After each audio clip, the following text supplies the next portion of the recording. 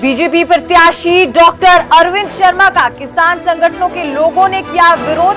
रोहतक के टिटौली गांव में प्रचार के लिए पहुंचे थे। कार्यक्रम में अरविंद शर्मा से किसानों के मुद्दे पर पूछे गए सवाल। हंगामा बढ़ता देख कार्यक्रम को बीच में छोड़कर निकले डॉक्टर अरविंद शर्मा। दुष्यंत चौटाला के खिलाफ भ्रष्टाचार की जांच के मामले में नहीं थम रही बयानबाजी।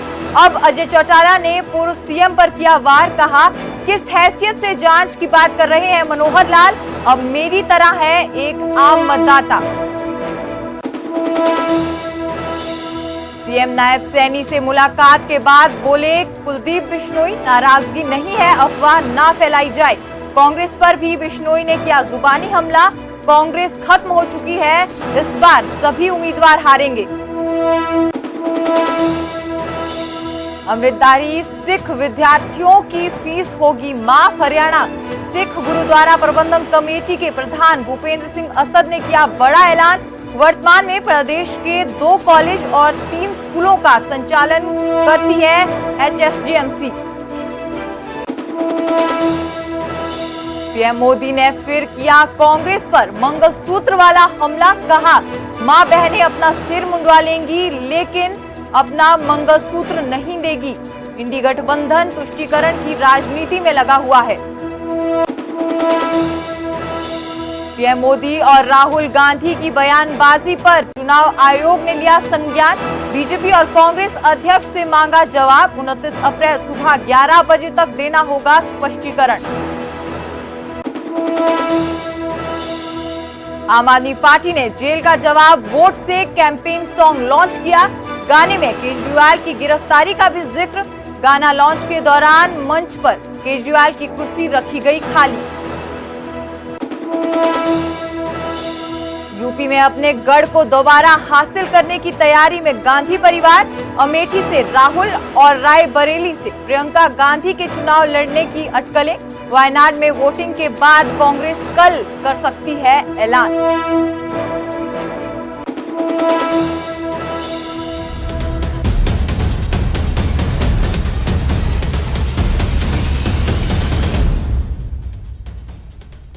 हरियाणा प्राइम देखने सभी दर्शकों का स्वागत है। आप सभी के साथ मैं हूं सुजाता कंवर और बुलेटिन की शुरुआत करेंगे बड़ी खबर के साथ। रोहतक में बीजेपी प्रत्याशी डॉक्टर अरविंद शर्मा का विरोध हुआ है। टिटौली गांव में प्रचार करने पहुंचे थे डॉक्टर अरविंद शर्मा और इस कार्यक्रम में किसान संगठन के लोग आ गए और किसानों के मुद्दे को लेकर डॉक्टर अरविंद शर्मा से सवाल पूछे गए। अरविंद शर्मा के समर्थकों और किसानों के बीच झड़प हुई है। डॉक्टर अरविंद शर्मा हंगामे को बढ़ता देख कार्यक्रम को बीच में छोड़कर ही चले गए। बीजेपी का आरोप है कि कांग्रेस के इशारे पर यह सारा विरोध हुआ है। आपको बता दें कि गढ़ी सांपला किलोई में ये गांव जो है वो टिटौली पड़ता है, जहां पर ये कार्यक्रम रखा गया था और जहां पर विरोध हुआ। गढ़ी सांपला किलोई भूपेंद्र सिंह हुड्डा का विधानसभा क्षेत्र भी है।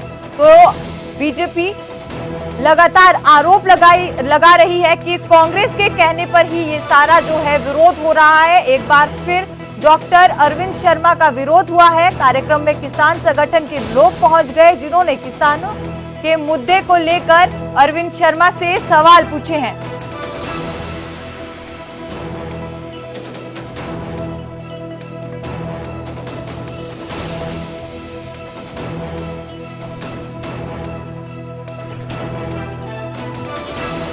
सीधा हमारे सहयोगी धीरेन्द्र हमारे साथ लाइव जुड़ चुके हैं।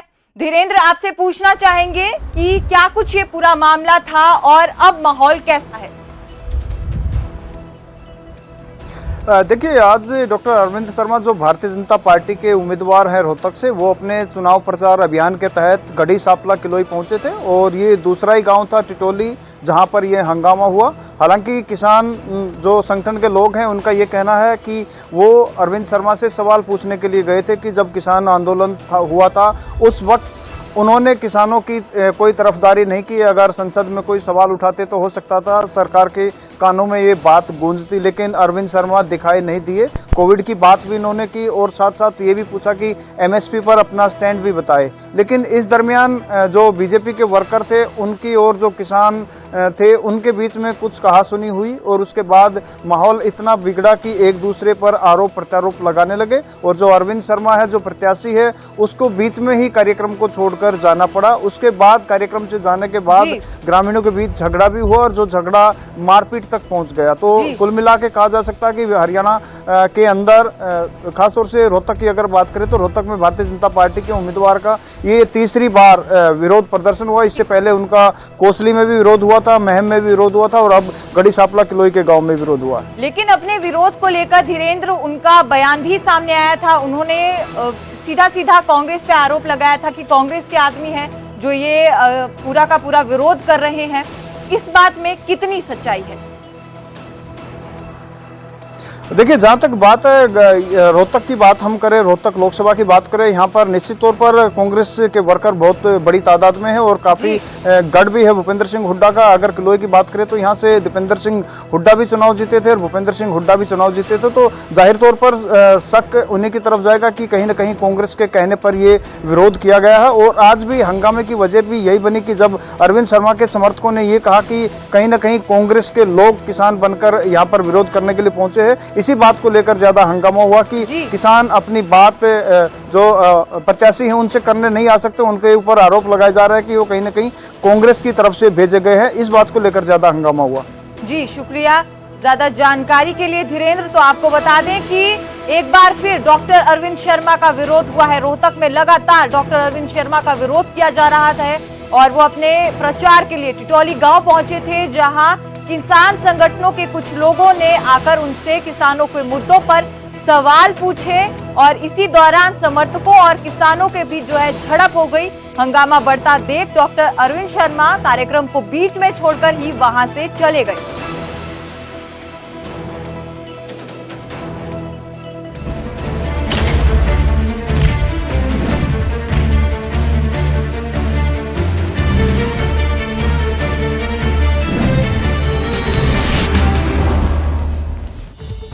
वहीं अजय चौटाला ने पूर्व सीएम पर निशाना साधा है। आपको बता दें कि मनोहर लाल पर वार किया है।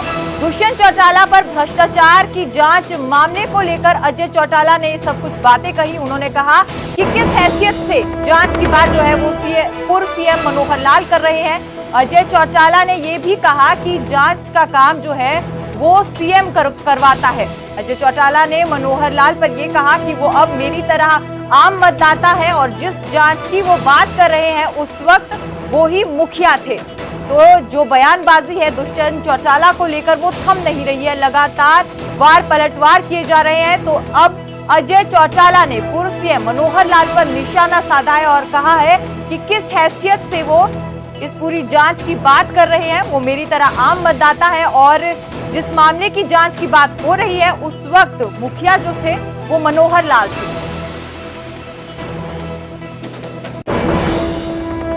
पहली बात तो मुझे ये बताएं, जिस जांच की बात वो करते हैं उसके मुखिया थे मनोहर लाल, उसकी जांच करवाएं, रोका किसने? और जब मनोहर लाल मुखिया थे तब अनेक बार विधानसभा में भी ये मांगे उठी, वो जांच करवाते। मैं तो आज भी वेलकम करता हूँ, स्वागत है इस तरह की जांच जो है वो करवाएं ताकि दूध का दूध पानी का पानी निकले। मुख्यमंत्री तो नायब सिंह है, वो जांच करवा सकते हैं। मनोहर लाल किस हैसियत से कहते हैं कि मैं जांच करवाऊंगा? वो क्या है? वो तो मेरी तरह वोटर है, वो किस हैसियत से जांच करवा सकता है? और करवा सकता है तो उस जांच उस टाइम पे तो मुखिया था, उसी के खिलाफ होगी जांच। ये तो लोगों को मूर्ख बनाने की बात करते हैं। वहीं महेंद्रगढ़ में सीएम सैनी ने संकल्प रैली कर हुंकार भरी। बीजेपी कार्यकर्ताओं ने उनका जोरदार स्वागत किया। सैनी ने कांग्रेस के मैनिफेस्टो पर वार किए और कहा कि वोट लेने के लिए कई प्रकार की बातें आज कांग्रेस कर रही है। गारंटी के नाम पर वोट भी मांगे जा रहे हैं, लेकिन कांग्रेस के कार्यकाल में हमें केवल भ्रष्टाचार की गारंटी ही देखने को मिली। कांग्रेस की गारंटी पर अब देश को विश्वास नहीं रहा है। ये सब कुछ कहा महेंद्रगढ़ में, जहां उन्होंने विजय संकल्प रैली की। लगातार बीजेपी की तरफ से प्रचार किया जा रहा है। सीएम सैनी लगातार जो है विजय संकल्प रैलियां कर रहे हैं और आज उन्होंने महेंद्रगढ़ में रैली की, जहां पर कांग्रेस पर उन्होंने निशाना साधा और उनके मैनिफेस्टो पर तीखे वार किए।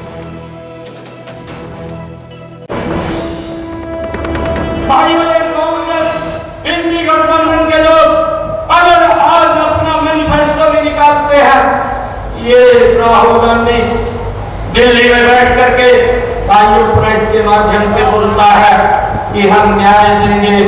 आयोग इस बात को भी हमने समझना है कि जो 55 साल 60 साल चला रहे हैं, जिस प्रकार की सरकार वो उन्होंने चलाई है, आयोग ये आज न्याय की बात कर रहे हैं। लोगों के साथ अन्याय होता था, अरे न्याय तो नरेंद्र मोदी जी ने किया है।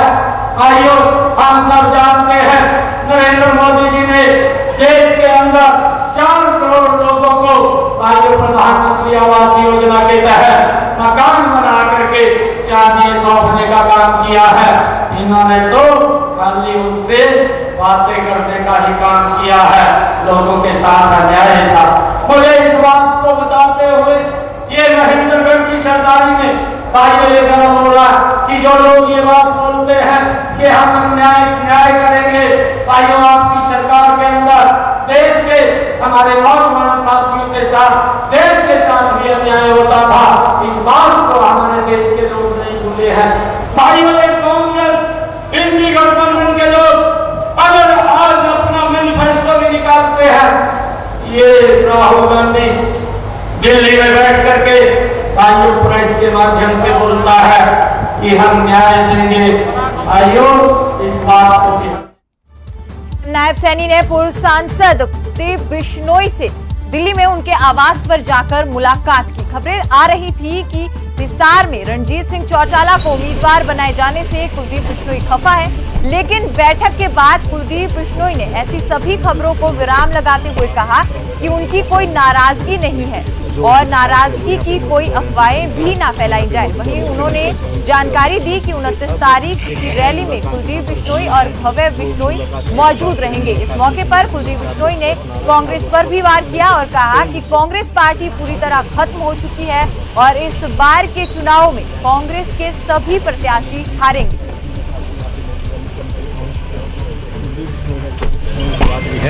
पूर्ण रूप से भारतीय जनता पार्टी के साथ है। बढ़िया तरीके से मेहनत करके, चाहे वो हिसार लोकसभा है या कोई लोकसभा है, भारतीय जनता पार्टी का साथ देंगे और 10 की 10 सीटें हम भारतीय जनता पार्टी जिता के एक झोली में डालेंगे। मोदी जी को हमने प्रधानमंत्री बनाना है ताकि देश तरक्की करे। आप चुनाव प्रचार में कहाँ रहेंगे? भव्य कहाँ पे रहेंगे? सभी जगह रहेंगे, जहाँ भी पार्टी हुक्म करेगी वहाँ रहेंगे। और 29 तारीख को जो रैली है आजमपुर के अंदर, उसमें मैं भी आऊँगा, भव्य भी आएगा और सभी तमाम मुख्यमंत्री जी भी, सभी लोग हम आएंगे। ये कांग्रेस भी ज्यादा कह रहे हैं कि कुलदीप साहब नाराज है। पक्का कोई नाराज नहीं? कांग्रेस पार्टी वालों की बात को सीरियसली क्यों लेते हो? अब लोग उनको सीरियसली नहीं लेते, वो तो खत्म हो चुकी है पार्टी, उन्हें कोई भविष्य नहीं है। टिकटें क्यों नहीं बांट रहे कांग्रेस वाले सर? वो तो वही बताएंगे, कोई लेने वाला नहीं है जो उनके टिकट के करें, वो सारे आ रहेंगे कैंडिडेट इनके। तो आपने सीएम साहब को ब्रेकफास्ट पे बुलाया था, क्या कुछ डिश थी? कढ़ी वगैरह बड़ी फेमस है। नहीं, हमारा तो आज हमारे परोंठे खिलाए, चूरमा, हमारा चूरमा कढ़ी पॉपुलर है बिश्नोइयों की, हमारी वो खिला रहा। ये कोई हमारी ये नहीं कोई मुझे मनाने है, कोई ऐसी कोई बात नहीं।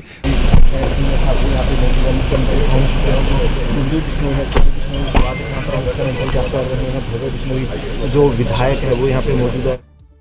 वहीं बीजेपी राज्यसभा सांसद सुभाष बराला ने कांग्रेस पर वार किया।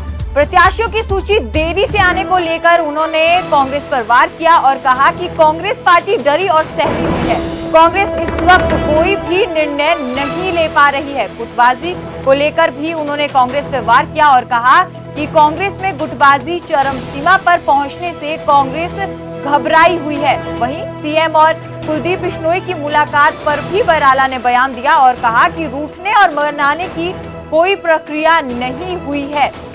इसी के साथ साथ बराला ने जो है आगामी कार्यक्रमों की भी जानकारी दी और कहा कि पीएम मोदी और अमित शाह के साथ साथ जेपी नड्डा भी जल्द ही हरियाणा में आकर चुनाव प्रचार करेंगे।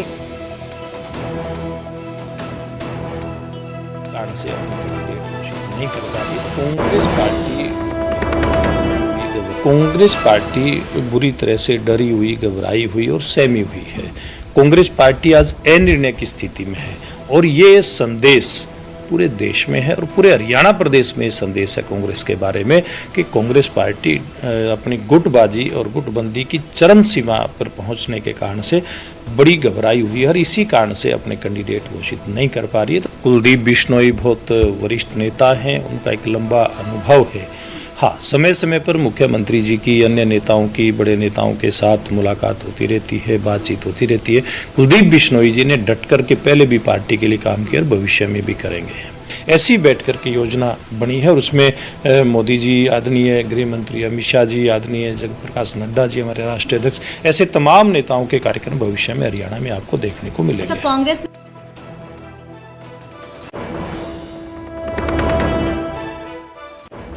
जहां कांग्रेस अब तक अपने प्रत्याशियों की सूची भी जारी नहीं कर पाई है, वहीं बीजेपी के प्रत्याशी जल्द ही जो अपना नामांकन भरेंगे। 29 अप्रैल को गुरुग्राम से प्रत्याशी राव इंद्रजीत सिंह नामांकन भरेंगे। 1 मई को बंतो कटारिया अंबाला से अपना नामांकन भरेंगी। 2 मई को नवीन जिंदल, धर्मवीर सिंह और रणजीत चौटाला नामांकन भरेंगे। इसी के साथ साथ 3 मई को सोनीपत से मोहनलाल बड़ौली अपना नामांकन भरेंगे। रोहतक से अरविंद शर्मा 3 मई को अपना पर्चा दाखिल करेंगे। 4 मई को सिरसा से अशोक तंवर, 6 मई को सीएम विधानसभा के उपचुनाव के लिए नामांकन भरेंगे और पूर्व सीएम मनोहर लाल करनाल से जो प्रत्याशी हैं बीजेपी के, वो भी अपना नॉमिनेशन फाइल करेंगे। 6 मई को ही फरीदाबाद से कृष्णपाल गुर्जर भी अपना नामांकन भरेंगे। 29 अप्रैल को 6 मई तक नामांकन प्रक्रिया जो है वो चलेगी। हरियाणा में 25 मई को छठे चरण में चुनाव है।